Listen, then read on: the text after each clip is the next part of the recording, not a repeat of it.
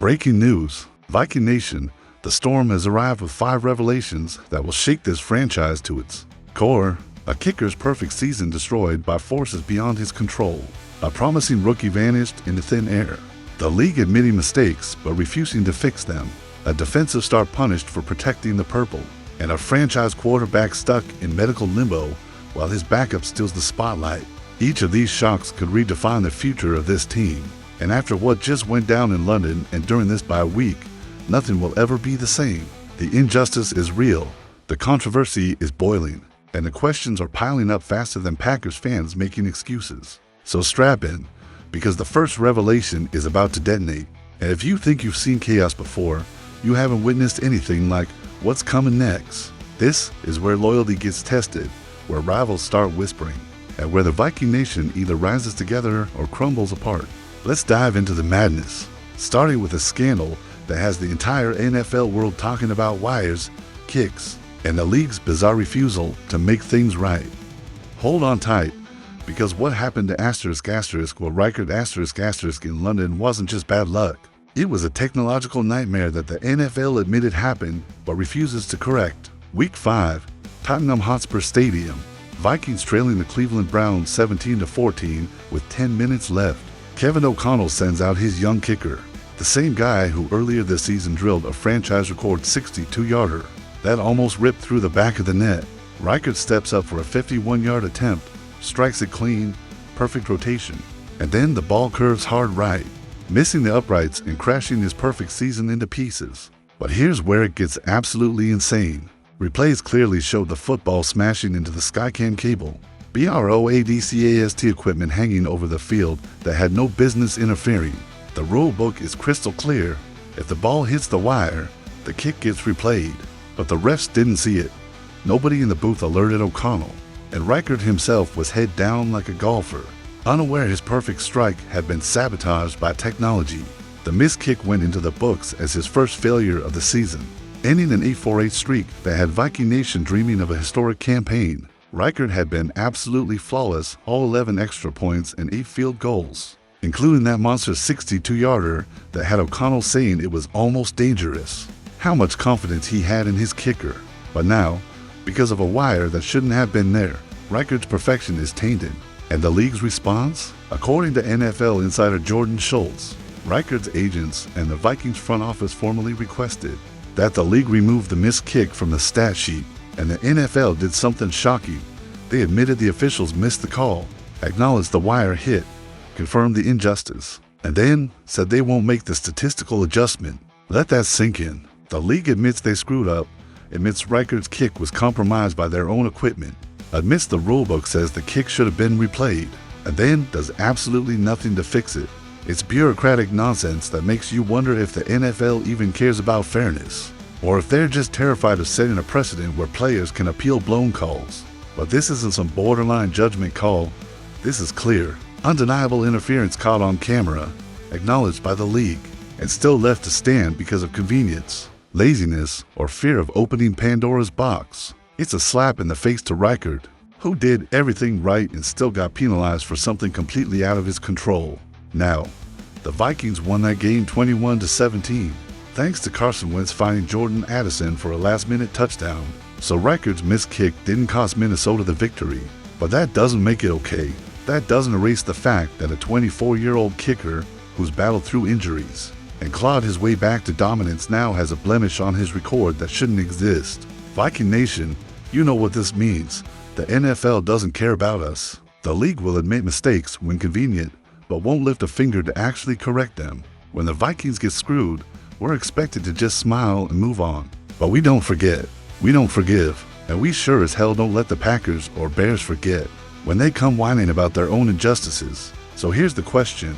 Do you believe Will Riker is still perfect? Or do you let the NFL's cowardice define his season? Drop your thoughts in the comments, and if you're still furious about this robbery, smash that like button and subscribe, because we're not letting this story die. But hold on, as shocking as that is, the next update cuts even deeper. And it involves a rookie who was supposed to be the future, but has completely disappeared. And just when fans thought it couldn't get crazier, here comes the next bombshell, a Vikings rookie who hasn't played a single snap. hasn't practiced with the team, and has been so invisible you'd be forgiven for forgetting he exists. His name is Gavin Bartholomew ***, a tight end out of Pittsburgh who the Vikings selected in the 6th round, with dreams of building a young, dynamic core at the position.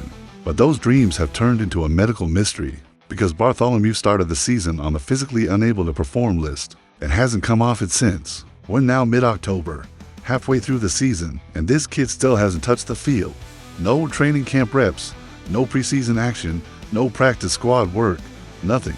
Just a ghost haunting the Vikings roster, absorbing mental reps while his body refuses to cooperate. And the worst part? The team has been maddeningly vague about what's actually wrong. Is it a lingering injury from college? A setback during the offseason? Something more serious they're keeping under wraps? Nobody knows, and the silence is deafening. Meanwhile, Minnesota has moved on without him. They brought in Ben Urosek, a 23-year-old undrafted free agent who earned a spot on the 53-man roster. They signed Bryson Nesbitt to the practice squad. They extended Josh Oliver, the bruising blocking tight end who helps Kevin O'Connell's offense maintain its edge. And at the top sits TJ Hawkinson, the $66 million man with modest production this season. Just 19 receptions, 153 yards, and 1 touchdown through 5 games. Numbers that feel light for that kind of contract. So where does that leave Gavin Bartholomew? The hope is he's studying film, learning from veterans like Hawkinson and Oliver, soaking up the mental side while his body heals. But here's the brutal truth. Every week he misses is a week he's falling behind. The rest of the Vikings 2025 draft class has been contributing. Donovan Jackson is the starting left guard when healthy. Ty Felton is a depth receiver and special teams gunner. Terrian Ingram Dawkins has cracked the defensive line rotation. Kobe King is helping on special teams. Even undrafted guys like Miles Price and Austin Keys are making an impact. But Bartholomew? He's been left behind, sometimes literally. There were reports he missed the team flight to Europe, a detail that perfectly captures how far removed he is from the action. And the timing couldn't be worse, because the Vikings are entering a salary cap crisis next offseason, and decisions will have to be made about Hawkinson's future. Cutting him would create $12.4 to $5 million in dead money, but free up $8.93 million in cap space. Trading him could bring back assets while clearing salary.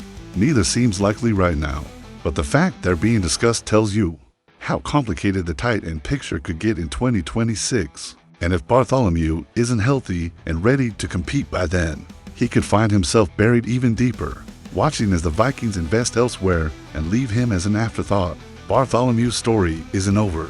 He's only 22, and plenty of players have overcome rough rookie seasons. But the clock is ticking, and every day on the PUP list is a day the rest of the league keeps moving without him. The Vikings need him healthy, not just for his sake, but because they invested a draft pick and need every asset to pan out. So here's the question, Viking Nation, do you still believe in Gavin Bartholomew? Or has he already become a forgotten man in purple? Let us know in the comments, and if you think he deserves another shot in 2026, hit that subscribe button. But trust me, the story only gets darker because the next twist involves the league's refusal to do what's right, even when they admit they were wrong. But that's not the only fire burning inside this franchise. The next revelation is even more explosive, taking the Will Riker saga to a whole new level of absurdity. We already told you about the Skycam cable that sabotaged his 51-yard field goal in London, ending his perfect season through no fault of his own. We told you the NFL admitted the officials missed the call and acknowledged the interference. But now comes the truly infuriating part, the league's official decision on whether to correct the injustice. Spoiler alert, they won't. According to multiple reports, Riker's agents and the Vikings front office made a formal appeal, asking the NFL to remove the missed kick from his stats since it was clearly compromised by equipment that shouldn't have interfered. It was a reasonable request, backed by video evidence and supported by the rulebook itself. And the NFL's response? They acknowledged it was a blown call. They admitted the cable hit the ball. They confirmed the kick should have been replayed under the rules. And then they said no statistical adjustment, no correction, no justice, just a cold acknowledgement they screwed up, followed by a shrug and a sorry, not sorry attitude that has Viking Nation ready to burn down league headquarters. The reasoning? The NFL is terrified of setting a precedent. If they start changing stats based on missed calls, Where does it stop?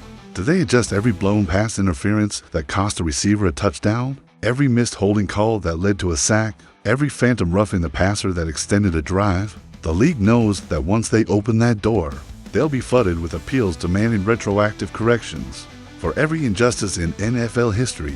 So instead of doing the right thing, they're taking the coward's way out, admitting fault but refusing to fix it, leaving Riker to carry a blemish he did absolutely nothing to deserve. And here's what makes it worse.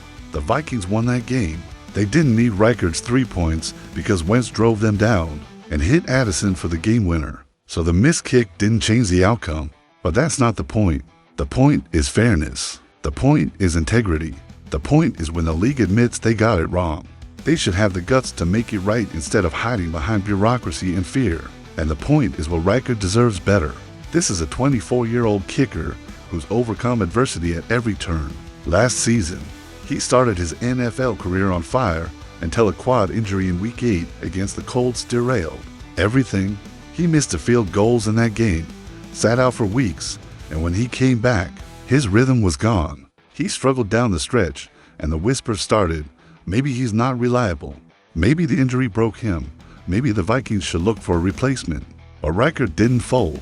He put in the work, rebuilt his confidence, and came into 2025 determined to prove he's the answer to Minnesota's kicker curse. And he did exactly that to 8 for 8 on field goals, including a franchise record 62-yarder that had O'Connell calling him almost dangerous. And then the Skycam cable ruined it all. Not a bad kick, not poor execution, not a mental mistake. A piece of broadcast equipment that had no business being in play. And now the NFL is telling Riker, yeah, we know it wasn't your fault, but we're not going to fix it, so deal with it. It's the kind of injustice that makes you wonder if the league even cares about the players, or if they're just terrified of admitting mistakes in a way that might actually cost them something. At Viking Nation, you know what this means. We can't rely on the NFL to protect our guys. When we get screwed, we have to scream louder, fight harder, and make damn sure everyone knows about it. We don't let this story fade just because the league wants it to go away quietly. So here's what I need. If you believe what Riker deserves better, drop a comment right now. If you think the NFL is full of cowards who won't stand up for what's right, smash that like button. And if you're ready to keep fighting for justice even when the league won't, hit that subscribe and join the army that refuses to back down, because the next chapter is about another Viking star who got punished, but this time for something he actually did. Stay with me, because what comes next will flip the script. It's about a Vikings cornerback who just got hit with a punishment that has fans divided right down the middle. His name is *** Byron Murphy Jr. ***, and during Minnesota's 21-17 victory over Cleveland in London, he made a tackle the NFL didn't appreciate. Murphy grabbed running back Quinton Judkins from behind, yanking him down by the back of his jersey in what the league deemed a horse collar tackle. And now, Murphy has been fined $17,389 for the play, marking his first punishment of the 2025 season and the first fine issued to any Vikings player this year. But here's where it gets interesting. Not everyone agrees Murphy did anything wrong. Yes, he grabbed Judkins by the back of the jersey. Yes, he pulled him down from behind. But was it a dangerous, reckless play that warranted a fine? Or was it just a defensive back doing whatever it takes to bring down a ball carrier in a physical, high-stakes game? The horse collar rule was instituted in 2005 after Dallas Cowboys safety Roy Williams broke Philadelphia Eagles wide receiver Terrell Owens' fibula with a brutal tackle. That ended his season. Owens came back to play in the Super Bowl weeks later, delivering one of the greatest performances in championship game history, but the damage was done. The NFL knew they had to protect players from that injury risk, so they banned the horse collar, and rightfully so. But Murphy's tackle on Judkins wasn't anywhere near that severe. He didn't yank him down with violent force. He didn't twist his body or slam him awkwardly. He grabbed the jersey, pulled him back, and made the stop. It was physical, sure, but it wasn't malicious. And yet the NFL saw fit to slap him with a nearly $18,000 fine. A punishment that feels excessive for a play that didn't result in injury. It wasn't egregiously dangerous. Now, Murphy has every right to appeal, and it's unclear whether he plans to. But if he does, he'll have a decent case. The replay shows he grabbed the jersey, not the inside of the collar or shoulder pads. which is typically what the league looks for when issuing horse collar penalties. And unlike the Roy Williams tackle that inspired the rule, Murphy's play didn't involve any twisting, jerking, or unnecessary violence. It was just a cornerback making a tough stop in a game where every play mattered. But the NFL doesn't care about context. They see the grab, they see the pull, they issue the fine, and they move on. And that's frustrating for a player like Murphy, who's been one of the Vikings' most consistent defenders this season, and one of the best cornerbacks in the entire league. Let's not forget, this is the same Byron Murphy Jr., who was selected 33rd overall by the Arizona Cardinals in 2019, developed into a Pro Bowl player, and signed with the Vikings in free agency not once, but twice. He re-signed with Minnesota in 2025 because he believes in this defense, believes in Brian Flores' system, and believes this team can win a championship. And in 2024, Murphy had the best season of his career, recording 6 interceptions, earning a Pro Bowl selection as a starter, and establishing himself as one of the premier man coverage corners in football. He's exactly the kind of player the Vikings need: physical, aggressive, unafraid to mix it up with receivers and running backs. And now he's being punished for doing exactly what made him successful. It's also worth noting this isn't Murphy's first run-in with NFL fines. Last season, he was fined $11,155 for taunting against Seattle, and back in 2021 with the Cardinals, he was hit with $10,300 for taunting against Houston. So clearly, Murphy plays with an edge, and sometimes that edge gets him in trouble. But here's the question, Viking Nation: do you want a cornerback who plays safe and avoids fines? Or do you want a dog who brings physicality, intensity, and a willingness to do whatever it takes to make the stop? Because in today's NFL, where offenses are faster, more explosive, and more protected than ever, you need defenders who aren't afraid to toe the line.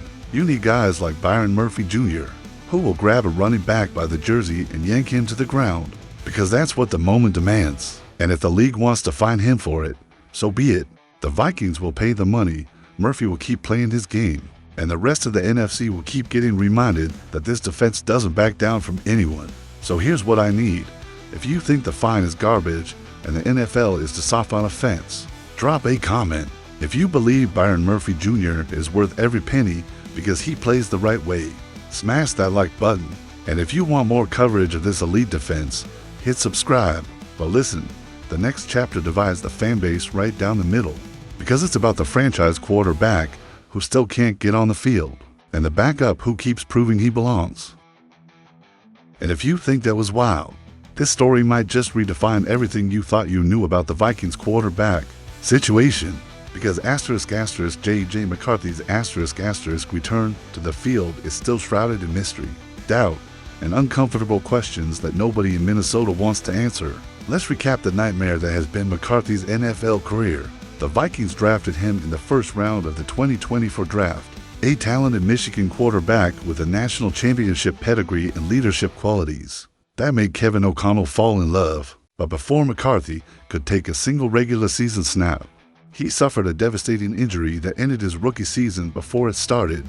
The Vikings had to pivot, rolling with Sam Darnold as their starter for the entire 2024 campaign.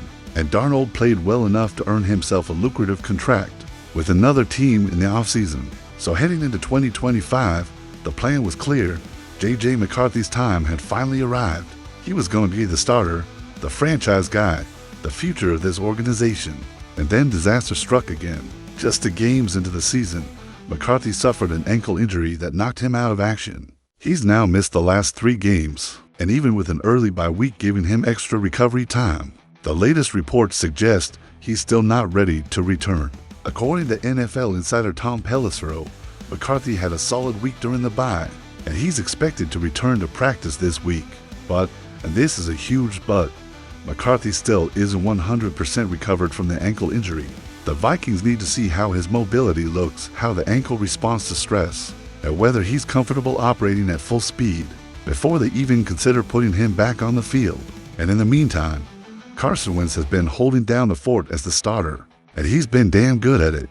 Wentz has gone 2-1 in his 3 starts, including a Week 3 blowout of Cincinnati and a thrilling comeback over Cleveland in Week 5, where he threw the game-winning touchdown to Jordan Addison with under a minute left.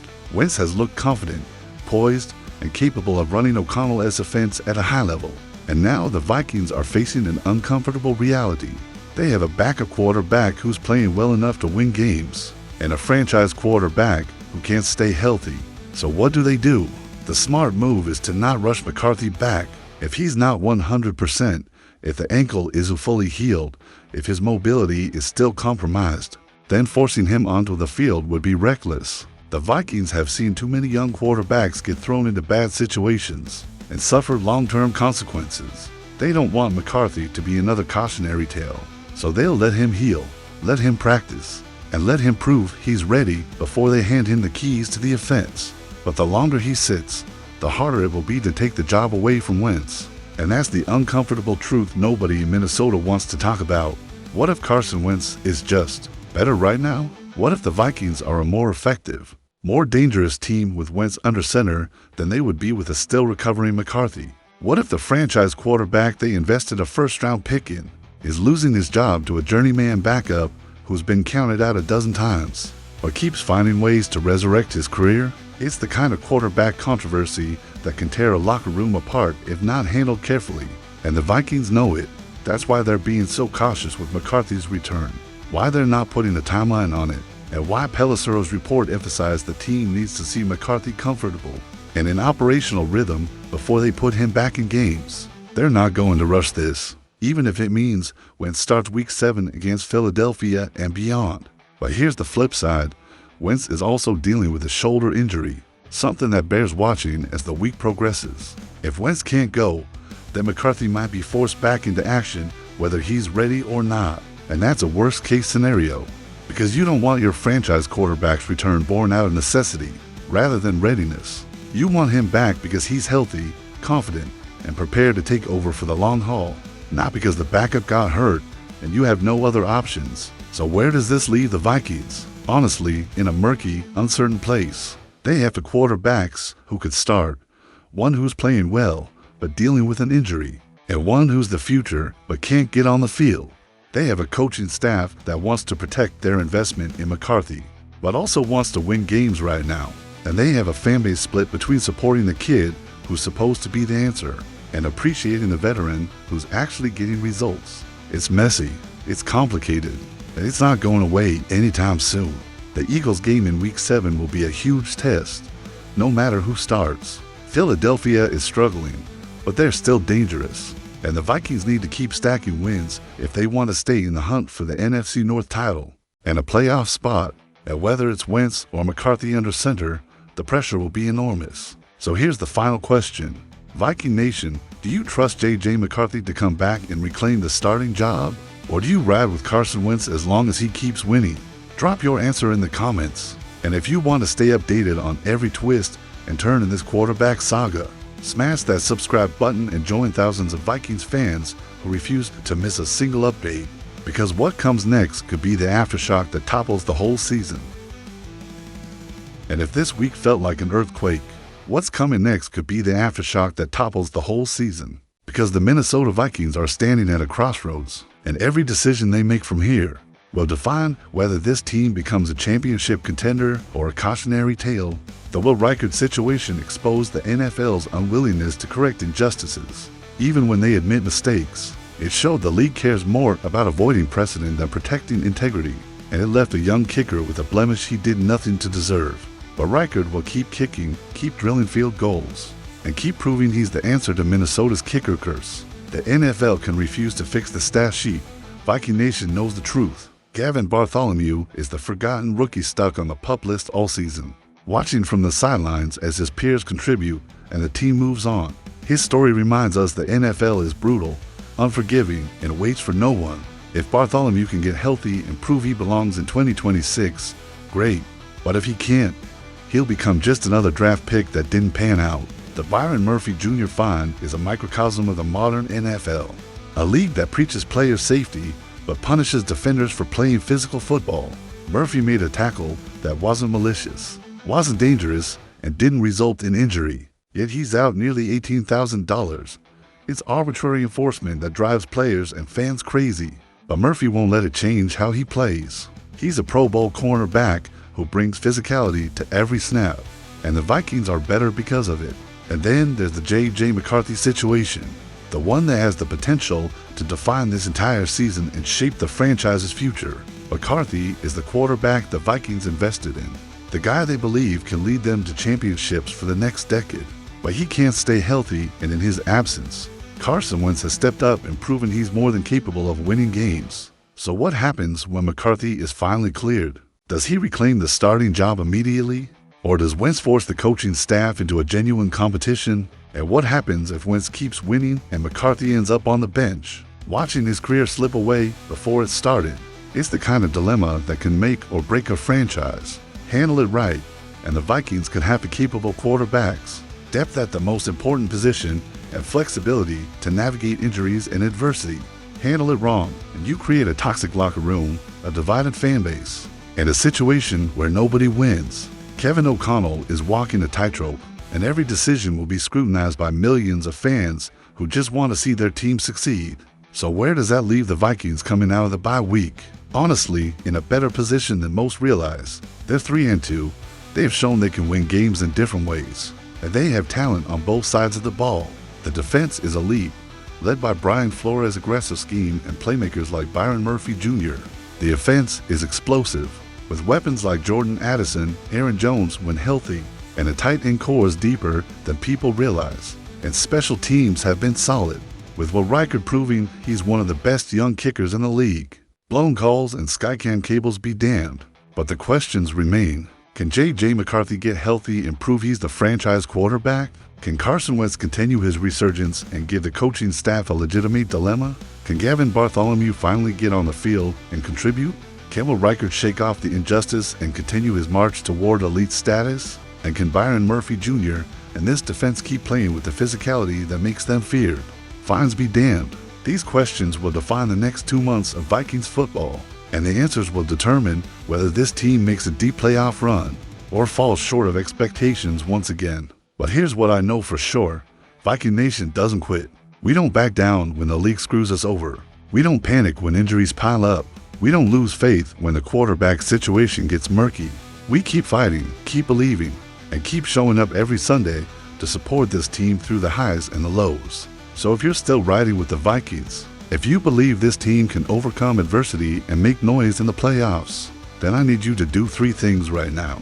First, drop a comment and let me know which of these 5 stories fired you up the most. Was it the Will Riker injustice, the Gavin Bartholomew mystery, the Byron Murphy fine, or the J.J. McCarthy quarterback drama? Second, smash that like button if you believe in this team and you're ready to keep fighting through whatever comes next. And third, hit that subscribe button and join the thousands of Vikings fans who refuse to miss a single update, a single controversy, or a single moment of this wild season.